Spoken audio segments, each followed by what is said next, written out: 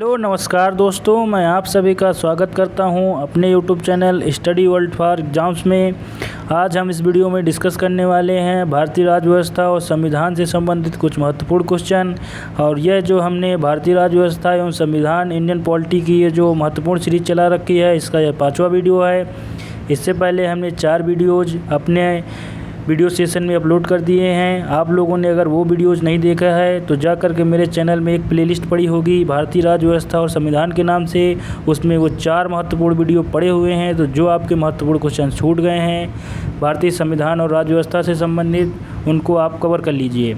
आइए आज का वीडियो शुरू कर लेते हैं बिना किसी देरी के। तो आज के पहले क्वेश्चन के साथ देख लेते हैं। आज का वीडियो शुरू हो जाता है। तो संयुक्त संसदीय समिति के अध्यक्ष का मनोनयन किसके द्वारा किया जाता है? तो देखिए, जो संयुक्त संसदीय समिति होती है उसके अध्यक्ष का मनोनयन जो है लोकसभा अध्यक्ष के द्वारा किया जाता है। तो संयुक्त संसदीय समिति के अध्यक्ष का चयन लोकसभा अध्यक्ष के द्वारा किया जाता है। अगले सवाल की ओर जाते हैं। धन विधेयक के संबंध में राज्यसभा को किस प्रकार का अधिकार है? तो देखिए, धन विधेयक के संबंध में देखिए राज्यसभा को केवल सिफारिशी अधिकार प्राप्त है। उसका स्थगन या उसमें संशोधन का अधिकार जो है बिल्कुल तरीके से प्राप्त नहीं है। उसका जो पूर्ण अधिकार है लोकसभा को प्राप्त होता है। राज्यसभा को मात्र केवल सिफारिश करने का अधिकार ही प्राप्त है धन विधेयक के मामले में। अगले सवाल की ओर जाते हैं। लोकसभा के निर्वाचन क्षेत्रों का परिसीमन कौन करता है? तो देखिए, लोकसभा के जो निर्वाचन क्षेत्र हैं उनका जो है परिसीमन आयोग के द्वारा किया जाता है। तो लोकसभा के निर्वाचन क्षेत्रों का परिसीमन आयोग के द्वारा किया जाता है। अगले सवाल की ओर आ जाते हैं। भारत में उच्च न्यायालयों की संख्या कितनी है? तो देखिए, यह पुरानी PDF है जिसमें यह 24 दिखाया गया है, लेकिन वर्तमान की बात की जाए तो 25 उच्च न्यायालय हैं पूरे भारत भर में। क्योंकि जब 2014 में तेलंगाना आंध्र प्रदेश राज्य से अलग हो गया था तो जो उच्च न्यायालय था तेलंगाना की राजधानी हैदराबाद में पहुंच गया था, जो संयुक्त उच्च न्यायालय हुआ करता था हैदराबाद और आंध्र प्रदेश का। उसके बाद सन 2020 में जो है आंध्र प्रदेश राज्य ने एक नया अपना उच्च न्यायालय बना लिया है और वह अमरावती शहर में है। तो देखिए, इस प्रकार अब भारत में उच्च न्यायालयों की कुल संख्या 25 हो गई है, 24 नहीं है दोस्तों। आप अपने आप को भी अपडेट रखिए। अगले सवाल की ओर आ जाते हैं। भारत में वर्तमान कुल कितने राज्य हैं? तो देखिए, यह भी आंकड़ा अभी गलत दिखा रहा है। 29 राज्य नहीं है। जब तक जम्मू एंड कश्मीर का जो है केंद्र शासित प्रदेश के रूप में आयोजन नहीं किया गया था तब तक भारत में 29 राज्य हुआ करते थे। क्योंकि तेलंगाना जो है आंध्र प्रदेश से अलग होकर 29वां राज्य बना था। लेकिन वर्तमान स्थिति में देखा जाए तो 2019 के बाद से और 2020 की स्थिति को देखते हुए यह कहा जा सकता है कि भारत में वर्तमान 28 राज्य ही हैं और संघ शासित प्रदेशों की संख्या में जो है वृद्धि हुई है वो 8 हो गए हैं। और जम्मू कश्मीर और लद्दाख जो है अलग अलग केंद्र शासित प्रदेश बना दिए गए हैं। तो वर्तमान समय में देखा जाए तो 28 राज्य और 8 केंद्र शासित प्रदेश हैं। ये महत्वपूर्ण रूप से आप लोग याद रख लीजिएगा। अगले सवाल की ओर जाते हैं। यदि कोई व्यक्ति अपनी इच्छा से विदेशी राज्य की नागरिकता अर्जित कर लेता है तो उसकी भारतीय नागरिकता का क्या होगा? तो देखिए, अगर कोई व्यक्ति जो भारतीय है अपनी इच्छा से विदेशी नागरिकता को अर्जित कर लेता है तो उसकी जो है भारतीय नागरिकता जो है स्वतः ही समाप्त हो जाएगी। अगले सवाल की ओर आ जाते हैं। भारत में संविधान सभा का गठन किस योजना के प्रस्तावों के अनुसार किया गया? तो देखिए, कैबिनेट मिशन योजना वर्ष 1946 में आई थी इंग्लैंड से और इसका जो है उद्देश्य था भारतीय संविधान सभा का गठन करना, जो भारतीय संविधान का निर्माण कर सके। तो भारतीय संविधान सभा का गठन जो है कैबिनेट मिशन 1946 की प्रस्तावों के आधार पर किया गया है। अगले सवाल की ओर जाते हैं। अनुसूचित तथा जनजाति। तो देखिए, अनुसूचित जाति और अनुसूचित जनजाति की बात कर रहा है। अनुसूचित जाति और जनजाति क्षेत्रों के प्रशासन के संबंध में प्रावधान संविधान के किस अनुसूची में किया गया है? तो संविधान की देखिए, जो 5वीं अनुसूची तथा 6वीं अनुसूची है उसमें जो है अनुसूचित तथा जनजाति क्षेत्रों के प्रशासन के बारे में जानकारी दी गई है। अगले सवाल की ओर जाते हैं। संविधान का प्रारूप संविधान सभा ने कब स्वीकृत किया? तो देखिए, संविधान का जो प्रारूप है संविधान सभा ने 26 नवंबर वर्ष 1949 को जो है स्वीकृत किया और इसी दिन जो है भारतीय संविधान पूर्ण रूप से बनकर तैयार हो गया और इसी दिन जो है भारतीय संविधान सभा द्वारा संविधान का प्रारूप स्वीकृत किया गया और जस्ट एक महीने बाद 26 जनवरी सन 1950 ईस्वी को भारतीय संविधान लागू कर दिया गया और गणतंत्र दिवस के रूप में इसी अवसर को हम प्रत्येक वर्ष मनाते हैं। अगले सवाल की ओर आ जाते हैं। 26 नवंबर को विधि दिवस के रूप में भी मनाया जाता है। तो मेन सवाल यह है कि भारतीय संविधान का प्रारूप संविधान सभा द्वारा 26 नवंबर 1949 को जो है अपनाया गया।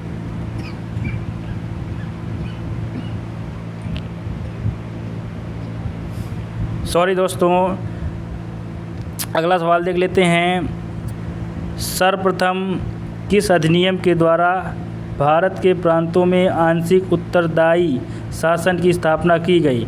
तो देखिए, जो 1919 का भारत शासन अधिनियम आया था, मॉन्टेग्यू चेम्सफोर्ड सुधार भी इसे कहते हैं, तो इसमें जो है सर्वप्रथम भारत के प्रांतों में आंशिक उत्तरदायी शासन की स्थापना जो है की गई थी।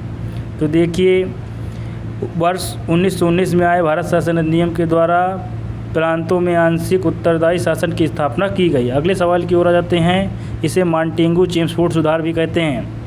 भारत के शासनाध्यक्ष का संबोधन किसके लिए किया जाता है? तो देखिए, भारत का जो शासनाध्यक्ष का जो संबोधन है वह प्रधानमंत्री के लिए किया जाता है। तो भारत के शासनाध्यक्ष का संबोधन जो है प्रधानमंत्री के लिए किया जाता है, जो वर्तमान समय में नरेंद्र मोदी जी हैं और दूसरी बार लगातार प्रधानमंत्री बने हैं।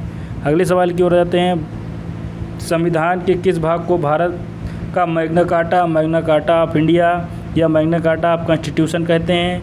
तो भारतीय संविधान का भाग जो 3 है, जिसमें मौलिक अधिकार वर्णित किए गए हैं अनुच्छेद 12 से 35 तक, उसी को जो है भारतीय संविधान का मैग्ना कार्टा कहा जाता है। अगले सवाल की ओर जाते हैं।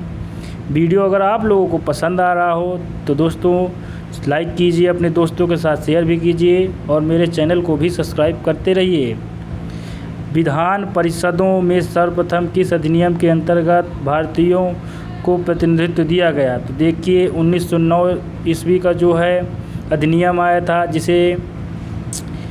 जिसे मार्ले मिंटो सुधार के नाम से भी जाना जाता है और इसी के दौरान जो है विधान परिषदों में जो है सर्वप्रथम भारतीयों को प्रतिनिधित्व दिया गया और इस अधिनियम के द्वारा ही सांप्रदायिक रूप से मुसलमानों को जो है निर्वाचन क्षेत्र भी दिए गए, अलग निर्वाचन क्षेत्र भी प्रदान किए गए। तो देखिए, यह महत्वपूर्ण सवाल यह है कि विधान परिषदों में सर्वप्रथम जो है किस अधिनियम के द्वारा भारतीयों को प्रतिनिधित्व दिया गया? तो 1909 के मार्ले मिंटो सुधार के द्वारा ही विधान परिषदों में सर्वप्रथम भारतीयों को जो है प्रतिनिधित्व दिया गया। अगले सवाल की ओर आ जाते हैं। 15 अगस्त 1947 और 26 जनवरी 1950 में मध्य भारत का राजनीतिक दर्जा क्या था? तो देखिए, 15 अगस्त 1947 तथा 26 जनवरी 1950 के जो मध्य आज़ादी से संविधान लागू होने तक का जो भारत का राजनीतिक दर्जा था वह किस प्रकार का था? तो ब्रिटिश राष्ट्रकुल का एक अधिराज्य हुआ करता था। डोमिनियन स्टेट का जो है दर्जा प्राप्त था भारत को, जब तक भारतीय संविधान भारत में लागू नहीं हो गया। तो 15 अगस्त 1947 से 26 जनवरी 1950 तक भारत ब्रिटिश राष्ट्रकुल का एक अधिराज्य या डोमिनियन स्टेट हुआ करता था। अगले सवाल की ओर जाते हैं।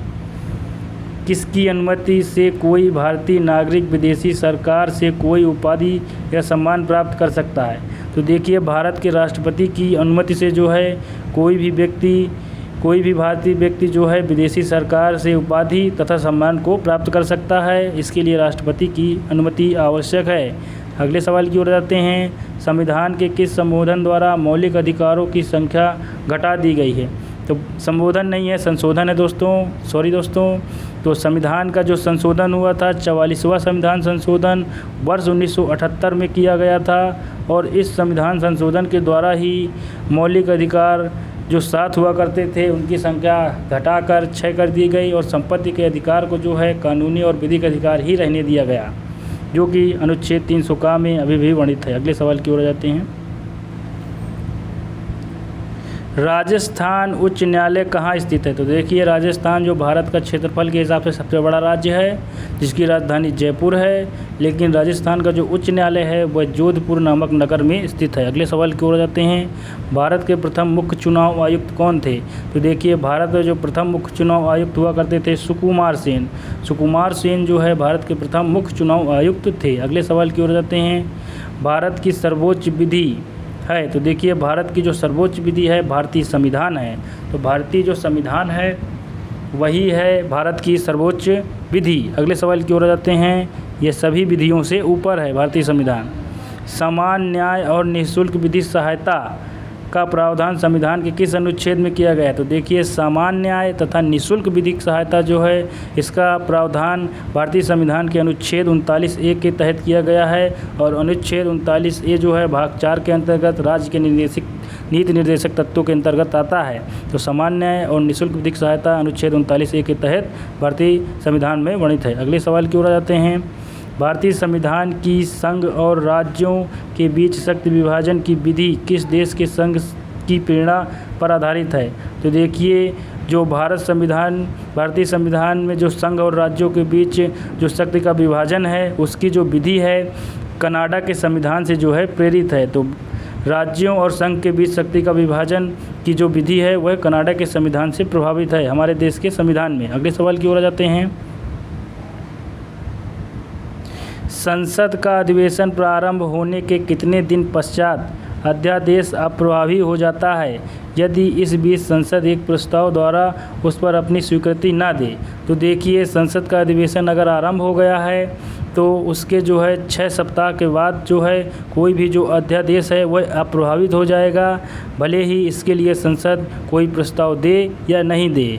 देखिए, ये जो अध्यादेश है राष्ट्रपति द्वारा जारी किया जाता है जब संसद का अधिवेशन नहीं होता है और कोई महत्वपूर्ण विधि का निर्माण करना होता है तो राष्ट्रपति जो है अध्यादेश जारी कर देता है। लेकिन जब संसद का अधिवेशन प्रारंभ हो जाता है तो जो अध्यादेश राष्ट्रपति द्वारा जारी किया जाता है वह 6 सप्ताह के भीतर जो है अपने आप अप्रभावी हो जाता है। संसद एक प्रस्ताव द्वारा उस पर अपनी स्वीकृति दे चाहे ना दे, अपने आप ही वह अगर स्वीकृति दे देती है तो पहले ही अप्रभावी हो जाएगा, अगर स्वीकृति नहीं देती है तो वह 6 सप्ताह के अंदर तो अप्रभावी हो ही जाएगा। अगले सवाल की ओर आ जाते हैं। भारतीय संविधान का कौन सा अनुच्छेद राज्य सरकारों को ग्राम पंचायतों को संगठन करने का निर्देश देता है? तो देखिए, भारतीय संविधान का जो अनुच्छेद 40 है उसके तहत जो है राज्य सरकारों को ग्राम पंचायत का संगठन करने का जो है निर्देश दिया गया है भारतीय संविधान में। तो भारतीय संविधान का अनुच्छेद 40 जो है राज्य सरकारों को यह आदेश देता है कि वह ग्राम पंचायतों का संगठन करे। अगले सवाल की ओर जाते हैं। और अनुच्छेद 40 राज्य के नीति निर्देशक सिद्धांतों से संबंधित अनुच्छेद है। भारतीयों को सत्ता के हस्तांतरण का उल्लेख सर्वप्रथम कब किया गया? तो देखिए, भारतीयों को जो सत्ता हस्तांतरण का उल्लेख है सर्वप्रथम क्रिप्स प्रस्ताव 1942 में जो आया था ब्रिटिश सरकार की ओर से, उसमें जो है भारतीयों को जो है सत्ता के हस्तांतरण का उल्लेख किया गया, वो भी सर्वप्रथम बार। अगले सवाल की ओर आ जाते हैं। ब्रिटिश संसद के लिए चुने जाने वाले पहले भारतीय कौन थे? तो ब्रिटिश संसद के लिए जो चुने जाने वाले प्रथम भारतीय थे वह दादा भाई नौरोजी थे। और दादा भाई नौरोजी की एक महत्वपूर्ण पुस्तक भी है poverty and un British rule in India. और दादा भाई नौरोजी से एक महत्वपूर्ण फैक्ट ये भी याद रखिए कि राष्ट्रीय आय की जो है गणना करने वाले और प्रति व्यक्ति आय की गणना करने वाले भी यह प्रथम व्यक्ति थे भारत के। और ब्रिटिश संसद के लिए चुने जाने वाले भी प्रथम भारतीय हुआ करते थे। तो डॉक्टर दादा भाई नौरोजी, जिन्हें grand old man of India के नाम से भी जाना जाता था, और ये ब्रिटिश संसद में चुने जाने वाले प्रथम भारतीय थे। आज का वीडियो आप लोगों को कैसा लगा कमेंट बॉक्स में कमेंट करके ज़रूर बता सकते हैं। और अगर आप लोगों को वीडियो पसंद आया है तो अपने दोस्तों के साथ शेयर कीजिए और लाइक भी कीजिए। और मेरे चैनल को सब्सक्राइब करना दोस्तों बिल्कुल भी मत भूलिए। सब्सक्राइब करने के साथ ही एक बेल आइकन होता है, बेल आइकन को प्रेस कीजिए ताकि मेरे नेक्स्ट वीडियो का अपडेट आप लोगों तक अवश्य रूप से पहुंच जाए। तब तक के लिए स्वस्थ रहिए, व्यस्त रहिए, मस्त रहिए। नमस्कार दोस्तों।